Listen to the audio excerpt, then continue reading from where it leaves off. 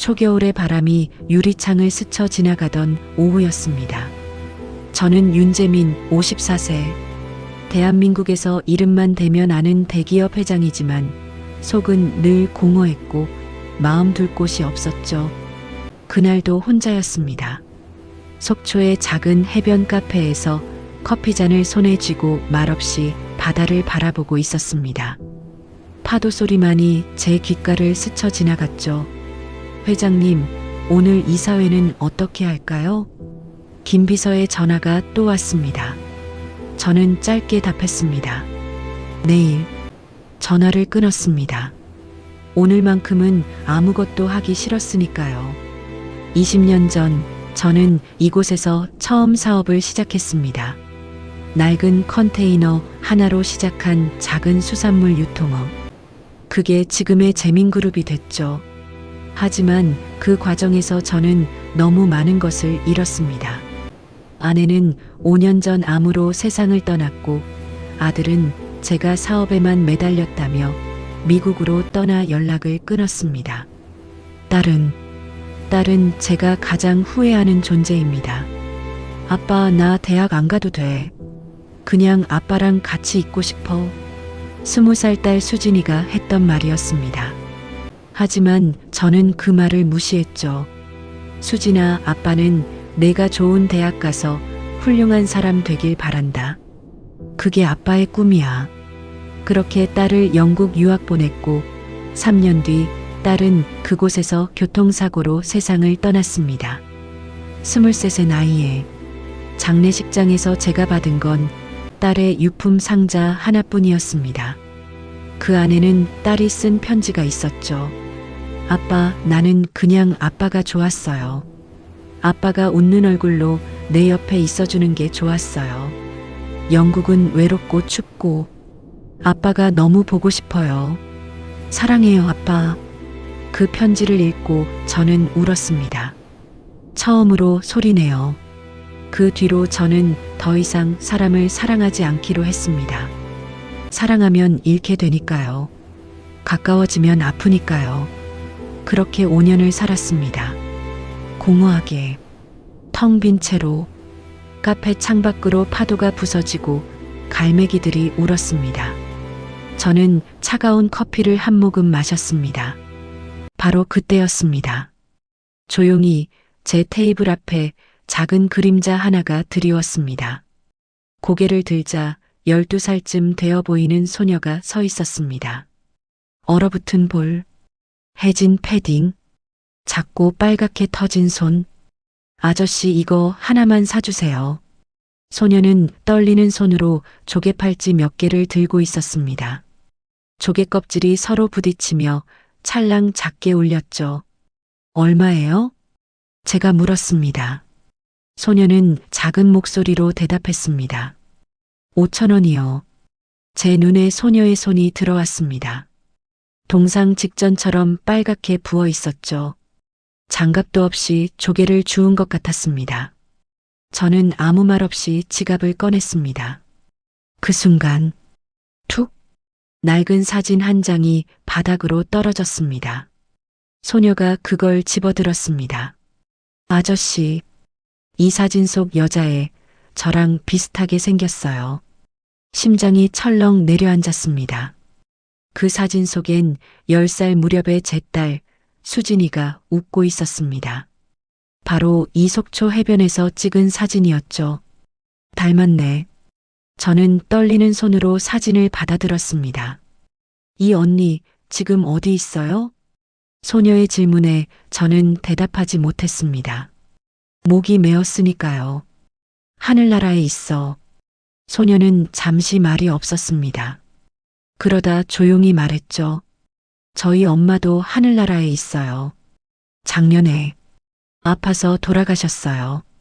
가슴이 무너졌습니다. 아버지는? 아빠는? 엄마 돌아가신 다음 날 집 나가셨어요.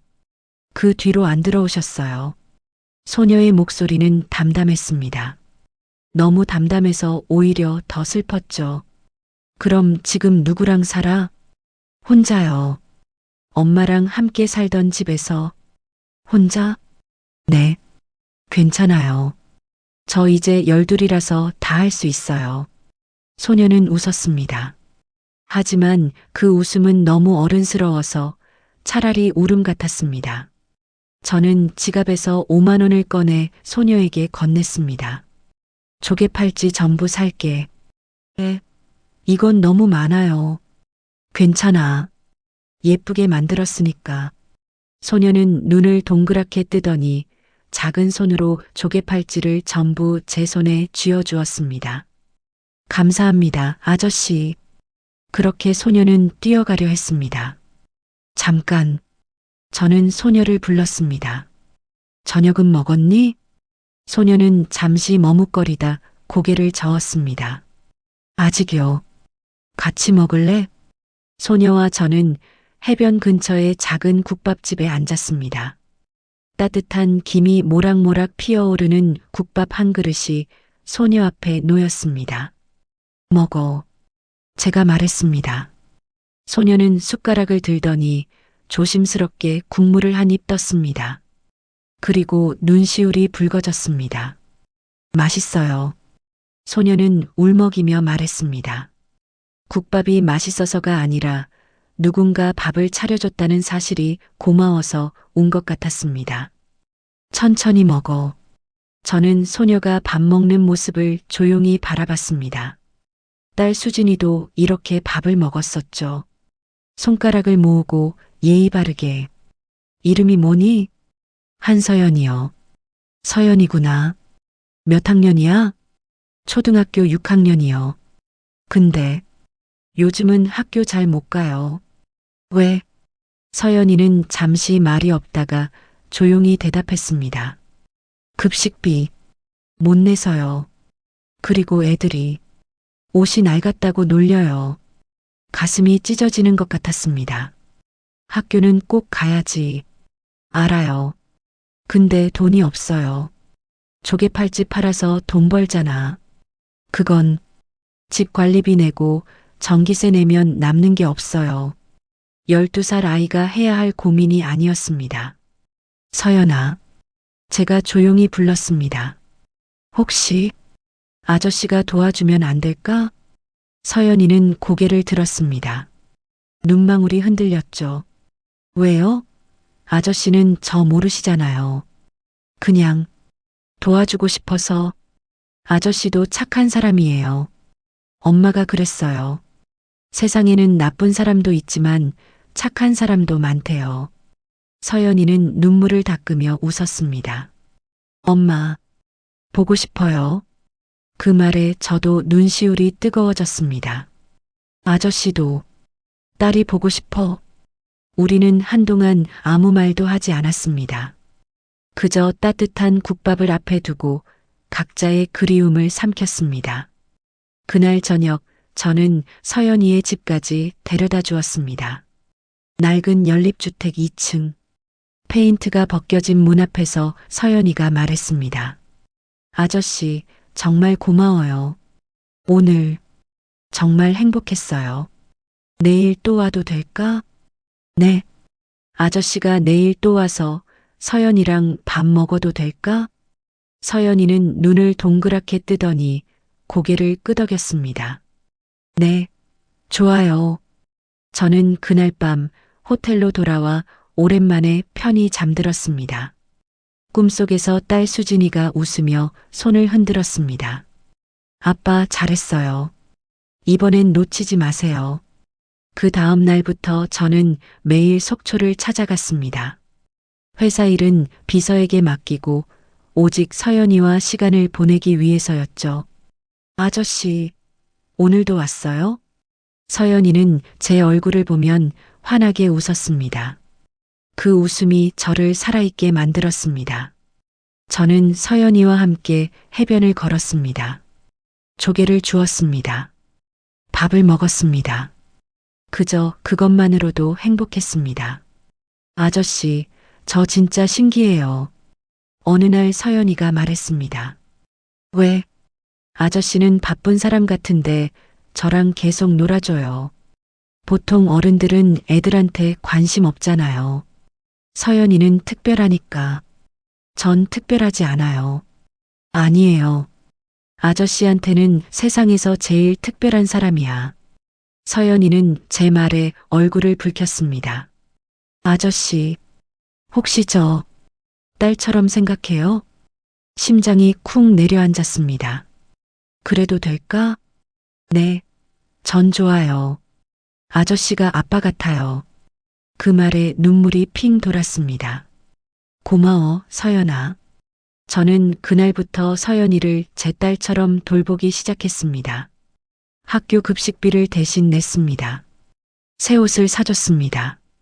겨울 패딩도 따뜻한 장갑도 사줬습니다. 아저씨, 이거 너무 비싼 거 아니에요?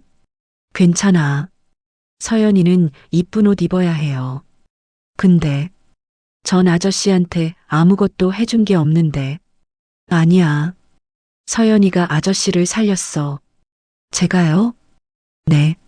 아저씨는 외로웠어. 근데 서연이가 나타나서 아저씨 마음에 불을 켜줬어. 서연이는 제 손을 꼭 잡았습니다. 아저씨, 저 진짜 행복해요. 엄마 돌아가신 다음 처음으로 행복해요. 저도 서연이의 손을 꼭 잡았습니다. 아저씨도. 그렇게 한 달이 흘렀습니다. 하지만 행복은 오래가지 않았습니다. 어느 날 서연이네 집 문 앞에 한 남자가 서 있었습니다. 술 냄새를 풍기며 비틀거리는 남자. 서연아, 문 열어. 서연이는 제 뒤에 숨으며 떨었습니다. 아빠예요. 저는 그 남자를 똑바로 쳐다봤습니다. 누구십니까? 누구긴 누구야? 내 딸 아빠지. 남자는 저를 한번 훑어보더니 비웃었습니다. 당신 누군데 내 딸 건드려? 서연이의 아버지 한재훈, 47세. 그는 서연이 어머니가 돌아가신 뒤 집을 나가 1년 넘게 연락을 끊고 살던 사람이었습니다. 한재훈 씨, 지금까지 어디 계셨습니까? 제가 차갑게 물었습니다. 재훈은 비틀거리며 웃었습니다. 어딨긴 어딨어. 살려고 이리저리 돌아다녔지. 근데 당신 누구야? 내 딸한테 왜 이렇게 잘해줘? 그냥 도움이 필요해 보여서요. 에이, 세상에 그냥 잘해주는 사람 없어. 당신 뭐 꿍꿍이 있는 거 아냐? 서연이가 떨리는 목소리로 말했습니다. 아빠, 아저씨는 나쁜 사람 아니야. 진짜 좋은 사람이야. 닥쳐. 넌 아직 애니까 사람 구별 못하는 거야. 재훈은 제게 다가왔습니다. 술 냄새가 코를 찔렀습니다. 당신 돈 많지? 얼굴에 써 있어. 내 딸한테 돈 쓴 거 다 갚아. 뭐라고요? 내 딸 함부로 만지지 말라고. 당신이 누군지 모르겠지만 서연이 법적 보호자는 나야. 내가 허락 안 하면 당신 서연이 못 만나. 심장이 터질 것 같았습니다. 한재훈 씨, 지금까지 서연이 혼자 살았어요. 당신은 아버지 역할을 안 하셨잖아요. 그게 당신이 참견할 일이야?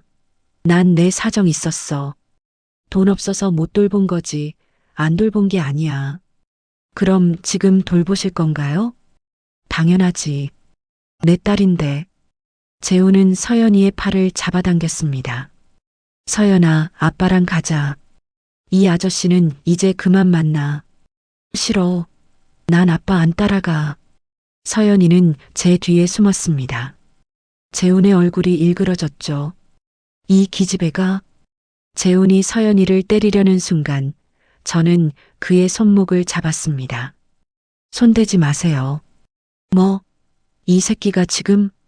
다시 한번 손 떼면 가만 안 둡니다. 제 목소리는 차갑게 가라앉아 있었습니다. 재훈은 저를 노려보더니 비웃었습니다. 좋아. 그럼 당신이 서연이 키우고 싶으면 나한테 돈 줘. 양육권 넘겨줄게. 뭐라고요? 5천만 원만 줘. 그럼 서연이 당신 주지. 그 순간 제 안에서 무언가 끓어올랐습니다. 당신, 진짜 아버지 맞습니까? 아버지 아니면 뭐야? 어쨌든 내가 낳았고 법적으로 내 딸이야. 그러니까 돈 내든지 아니면 꺼지든지 둘 중 하나 골라. 저는 주먹을 꽉 쥐었습니다. 하지만 참았습니다. 서연이가 보고 있으니까요. 알겠습니다. 내일 다시 오겠습니다. 좋아. 내일 5천만 원 가지고 와. 현금으로. 재우는 비틀거리며 계단을 내려갔습니다. 서연이는 제 품에 안겨 울었습니다. 아저씨, 미안해요. 제 아빠 때문에. 괜찮아, 서연아. 아저씨가 다 해결할게. 하지만 저도 막막했습니다. 법적으로 재훈이 서연이의 보호자인 건 사실이었으니까요. 다음 날 저는 서울로 올라가 변호사를 만났습니다. 회장님, 상황이 좋지 않습니다. 변호사 이강민은 서류를 넘기며 말했습니다. 생부가 양육권을 가지고 있는 한 법적으로 아이를 데려올 수 없습니다. 게다가 친부가 양육 의지를 보이면 법원도 친부 손을 들어줄 가능성이 큽니다. 양육 의지라니요? 저 사람은 1년 넘게 아이를 버렸어요. 그래도 법적으론 양육 포기로 보기 어렵습니다. 생계를 위해 일시적으로 떨어져 있었다고 주장하면 끝입니다. 그럼 제가 서연이를 지킬 방법은 없습니까?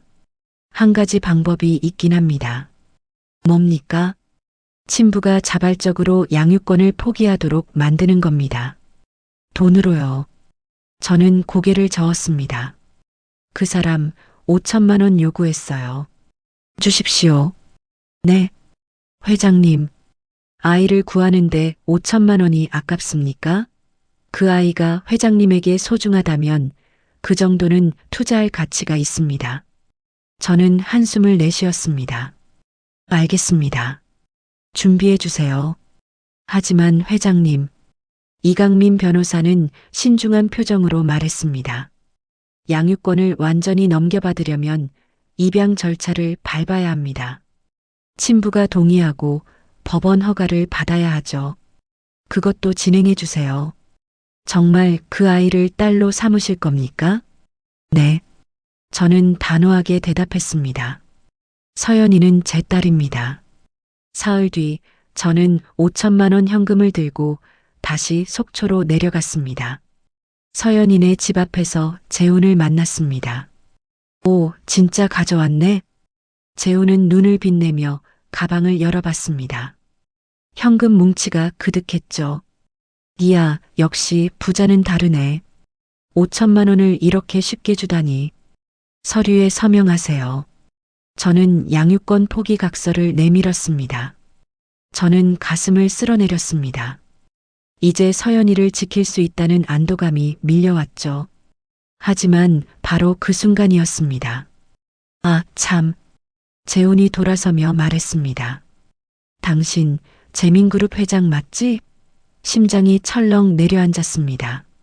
어떻게 알았습니까? 에이, 요즘 세상에 검색하면 다 나오지. 당신 얼굴 포털에 떡하니 나오던데? 재훈은 비웃으며 휴대폰을 꺼냈습니다.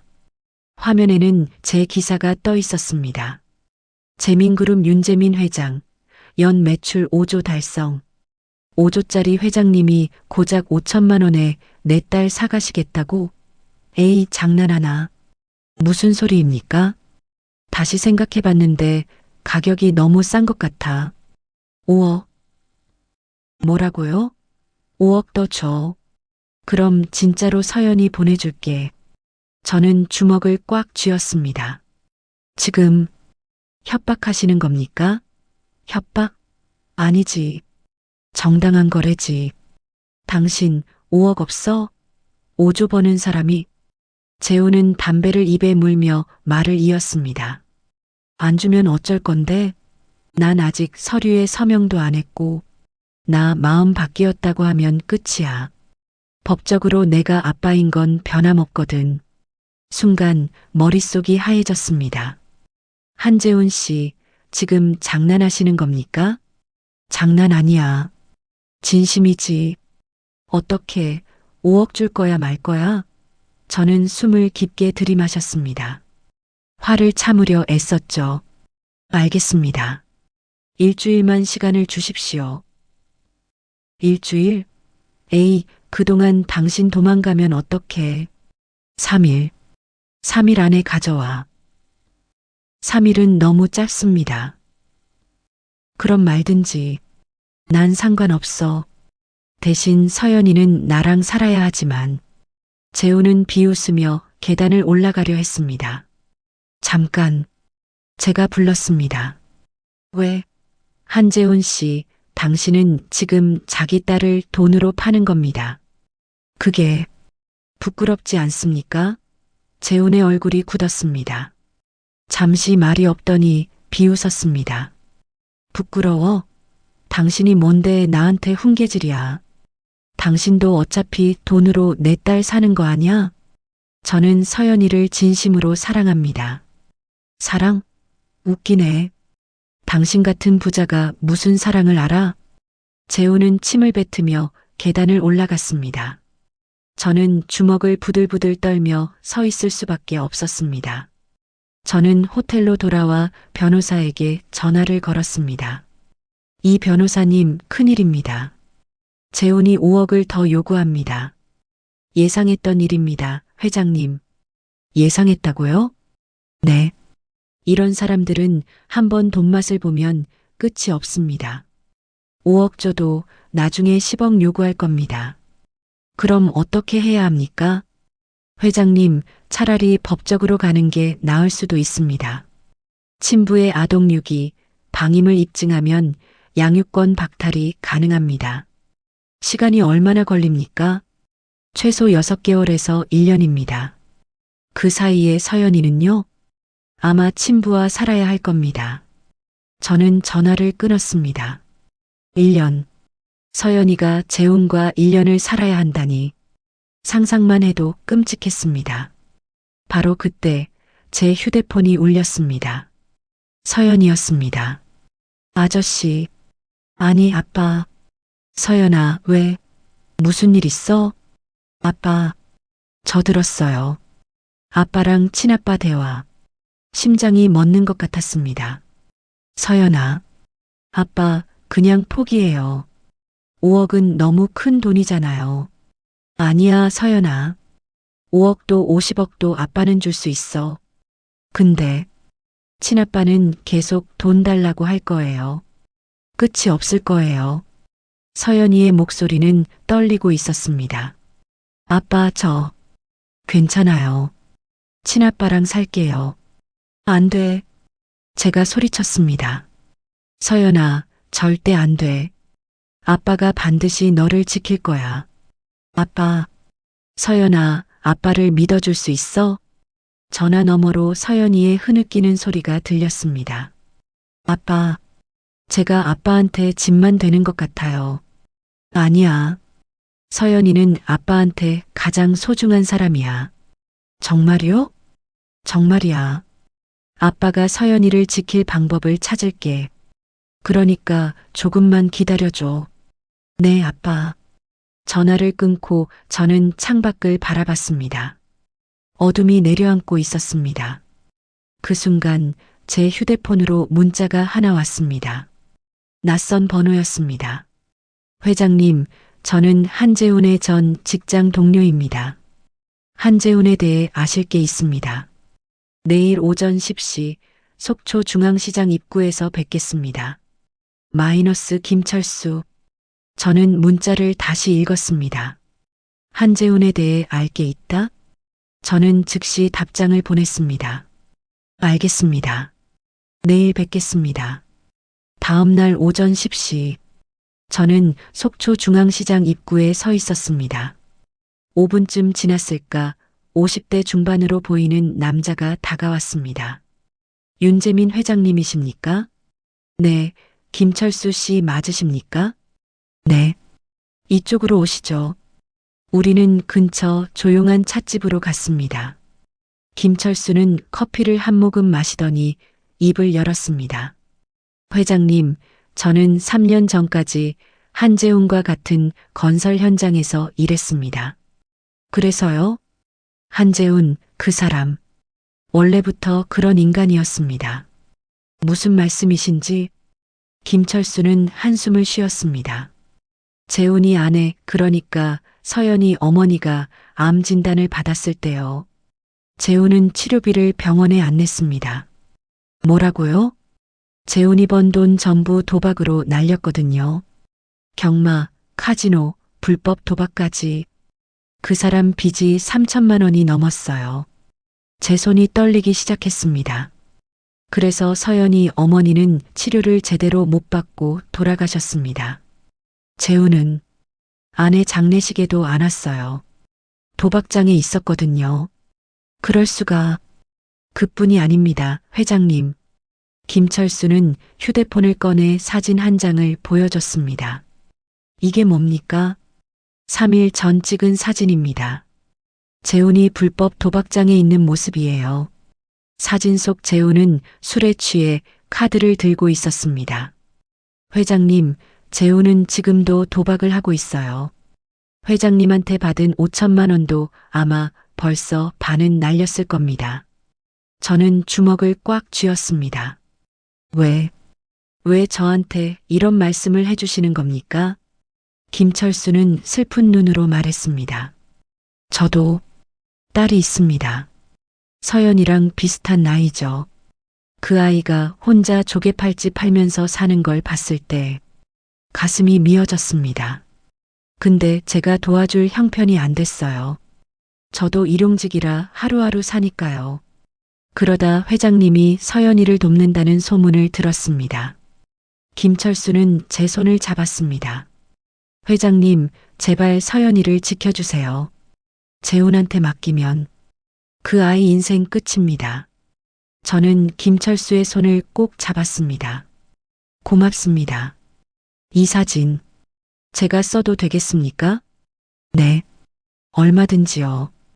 이게 증거가 될 수 있다면. 저는 즉시 변호사에게 전화를 걸었습니다. 이 변호사님, 증거 확보했습니다. 무슨 증거입니까? 친부의 도박 증거, 아동 방임 증거, 아내 학대 증거까지요. 정말입니까? 네. 이걸로 양육권 박탈 신청 가능합니까? 충분합니다. 당장 법원에 신청하겠습니다. 저는 전화를 끊고 김철수에게 고개를 숙였습니다. 정말 감사합니다. 아닙니다. 서연이가 행복했으면 좋겠습니다. 저는 찻집을 나와 서연이에게 전화를 걸었습니다. 서연아, 아빠야. 아빠. 서연아, 이제 걱정하지 마. 아빠가 반드시 너를 지킬 거야. 정말이요? 정말이야. 약속해. 서연이는 울음을 터뜨렸습니다. 아빠, 사랑해요. 나도 사랑해, 서연아. 그 뒤로 모든 것이 달라졌습니다. 저는 법원에 입양 신청을 했고 3개월 뒤 정식으로 서연이의 법적 아버지가 되었습니다. 윤서연, 서연이의 새 이름이었습니다. 아저씨, 아니 아빠, 제가 진짜 아빠 딸이 됐어요? 그럼요. 이제 서연이는 제 딸이에요. 서연이는 울음을 터뜨렸습니다. 고마워요, 아빠. 정말 고마워요. 저도 울었습니다. 오랜만에 느끼는 따뜻함이었습니다. 서연이는 제 집으로 이사했습니다. 서울의 넓은 아파트였죠. 와, 여기가 우리 집이야? 응, 이제 여기서 살 거야. 서연이는 새 방을 돌아다니며 신기해했습니다. 저는 서연이가 행복해하는 모습을 보며 미소 지었습니다. 아빠, 저 학교 다시 다닐 수 있어요? 당연하지. 내일부터 다니면 돼. 정말요? 그럼. 우리 서연이 공부 열심히 해야지. 서연이는 제 품에 안겼습니다. 아빠, 사랑해요. 나도 사랑해, 서연아. 그날 밤 저는 오랜만에 딸 수진이의 사진을 꺼내봤습니다. 수진아, 아빠가 이번엔 잘하고 있지? 사진 속 수진이는 환하게 웃고 있었습니다. 수진아, 고마워. 서연이를 보내줘서. 저는 사진을 가슴에 안았습니다. 서연이는 새 학교에 잘 적응했습니다. 친구도 사귀고 성적도 올랐습니다. 아빠, 나 시험에서 1등 했어. 정말? 우리 딸 대단한데? 아빠 덕분이야. 아빠가 과외 선생님 붙여줘서. 아니야. 서연이가 열심히 한 거지. 저는 서연이를 매일 학교에 데려다 주고 저녁엔 함께 밥을 먹었습니다. 회사 일은 줄이고 서연이와 함께하는 시간을 늘렸습니다. 회장님, 요즘 너무 회사에 안 나오시는 것 아닙니까? 비서 김 과장이 걱정스럽게 말했습니다. 괜찮아요. 이제 제게 가장 중요한 건 서연이니까. 그래도 이사회에서 뭐라고 하지 않을까요? 내가 회장이에요. 내 삶은 내가 선택하는 거고요. 저는 더 이상 돈이나 명예에 연연하지 않았습니다. 서연이와 함께하는 시간이 제게 가장 소중했으니까요. 하지만 평화는 오래가지 않았습니다. 어느 날 서연이가 학교에서 돌아와 울고 있었습니다. 서연아, 무슨 일 있어? 아빠, 왜? 무슨 일이야? 친구들이 저보고 입양하라고 놀려요. 진짜 아빠 아니라고. 가슴이 철렁 내려앉았습니다. 저는 서연이를 안아주었습니다. 서연아, 그 친구들 말 신경 쓰지 마. 근데, 맞잖아요. 아빠는 제 진짜 아빠가 아니잖아요. 아니야. 저는 서연이의 눈을 똑바로 쳐다봤습니다. 아빠는 서연이 진짜 아빠야. 어떻게요? 서연아, 가족은 피로 이어진 게 아니야. 사랑으로 이어진 거야. 아빠가 서연이를 진심으로 사랑하고 서연이도 아빠를 사랑하잖아. 그럼 우린 진짜 가족이야. 서연이는 눈물을 뚝뚝 흘렸습니다. 아빠, 저도요. 저도 아빠가 진짜 아빠 같아요. 그럼 됐어. 다른 사람 말은 신경 쓰지 마. 저는 서연이를 꼭 안아줬습니다. 그날 밤 저는 서연이 학교에 전화를 걸었습니다. 교장 선생님, 저는 재민그룹 회장 윤재민입니다. 아, 회장님, 무슨 일이십니까? 제 딸 윤서연이가 학교에서 괴롭힘을 당하고 있는 것 같습니다. 조사해 주시겠습니까? 네. 그런 일이 있었습니까? 네. 내일 제가 직접 학교에 가겠습니다. 다음 날 저는 서연이와 함께 학교에 갔습니다. 교장실에서 괴롭힌 학생들과 학부모들을 만났습니다. 죄송합니다, 회장님. 저희 애가 잘못했습니다. 한 학부모가 고개를 숙였습니다. 하지만 저는 차갑게 말했습니다. 사과는 제가 받을 게 아니라 서연이가 받아야죠. 네. 서연이한테 직접 사과하세요. 학생들은 어쩔 수 없이 서연이에게 고개를 숙였습니다. 미안해, 서연아. 서연이는 잠시 망설이다 말했습니다. 괜찮아. 근데 다시는 그러지 마. 저는 서연이의 어깨를 토닥였습니다. 잘했어, 서연아. 학교를 나오며 서연이가 말했습니다. 아빠, 고마워요. 아빠가 없었으면 전 혼자 싸워야 했을 거예요. 아니야. 아빠가 있는 한 서연이는 절대 혼자가 아니야. 그날 이후 서연이는 더 밝아졌습니다. 친구들도 많이 사귀고 학교 생활도 즐거워했죠. 어느 날 서연이가 제게 편지를 건넸습니다. 아빠에게. 아빠, 저 행복해요. 엄마가 돌아가시고 친아빠가 떠나고 전 세상에 혼자인 줄 알았어요. 근데 아빠가 나타났어요. 아빠는 저한테 밥도 사주고 옷도 사주고 학교도 보내주고 진짜 아빠처럼 대해줬어요. 아빠는 제 진짜 아빠가 아니지만 제 마음속엔 진짜 아빠예요. 아빠를 만난 건 제 인생 최고의 행운이에요. 사랑해요, 아빠. 평생 아빠 딸로 살게요. 윤서연 올림. 편지를 읽고 저는 눈물을 흘렸습니다. 그날 밤 저는 딸 수진이의 사진 앞에 섰습니다. 수진아, 아빠 이제 괜찮아. 아빠가 서연이를 지킬게. 너처럼 놓치지 않을게. 사진 속 수진이는 환하게 웃고 있었습니다. 5년이 흘렀습니다.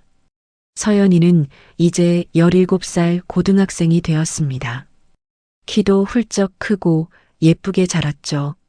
아빠, 나 대학 합격했어. 정말? 어디? 서울대 경영학과. 우와, 우리 딸 대단한데? 저는 서연이를 꼭 안아줬습니다. 아빠, 나 나중에 아빠 회사에서 일할 거야. 그래. 아빠 회사 물려받을 거야? 응. 아빠가 만든 회사잖아. 내가 이어받아야지. 저는 가슴이 뭉클했습니다. 고마워, 서연아. 아빠야말로 고마워. 나를 버리지 않고 끝까지 사랑해줘서. 우리는 오랜만에 속초 해변을 찾았습니다. 그 카페, 우리가 처음 만난 그곳. 아빠, 여기서 우리 처음 만났지? 응, 5년 전이네. 그때 내가 조개 팔찌 팔았던 거 기억나? 당연하지. 아빠가 5만 원 주고 샀잖아. 그때 난 아빠가 그냥 불쌍해서 도와주는 줄 알았어. 근데 아빠는 날 진짜 딸로 받아줬어. 서연이는 바다를 바라보며 말했습니다. 아빠, 나 정말 행복해. 저도 바다를 바라보며 대답했습니다. 나도야, 서연아. 너를 만난 게 내 인생 최고의 선물이야. 파도가 철썩거렸습니다. 바람이 우리를 스쳐 지나갔습니다. 저는 서연이의 손을 꼭 잡았습니다. 아빠, 왜? 사랑해. 나도 사랑해, 내 딸. 어쩌면 가족은 처음부터 정해진 게 아닐지도 모릅니다. 서로를 선택하고 사랑하고 지켜주는 것. 그것이 진짜 가족이 아닐까요? 윤재민과 윤서연. 피 한 방울 섞이지 않았지만 그 누구보다 진한 부녀. 바람이 데려온 소녀는 이렇게 한 남자의 딸이 되었고 한 남자는 이렇게 다시 아버지가 되었습니다. 사연을 끝까지 읽어주셔서 감사합니다. 날씨가 점점 추워지고 있어요.